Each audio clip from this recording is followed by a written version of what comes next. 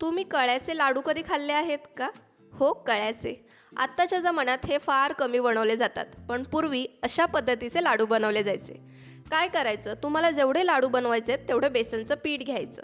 1 किलोचे, अर्धा किलोचं जेवढे हवेत तेवढं तुम्ही पीठ घेऊ शकता. त्यामध्ये थोडंसं पाणी घालून त्याचं कणिक मळून घ्यायचं. हो, त्यात मीठ टाकायला विसरू नका बरं का. आता ह्याची आपण बारीक शेव पाडून घेणार आहोत.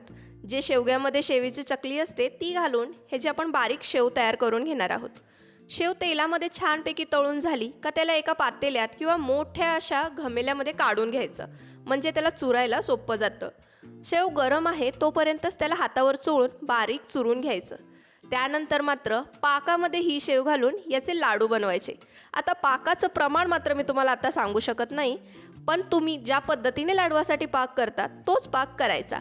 कच्चा पाक करायचा नाही, एक तारी पाक करून घ्यायचा.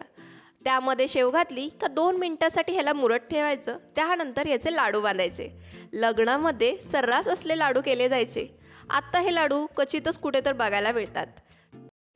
अशा पद्धतीचे लाडू कोणी कोणी खाल्लेत मला कमेंट करून नक्की सांगा.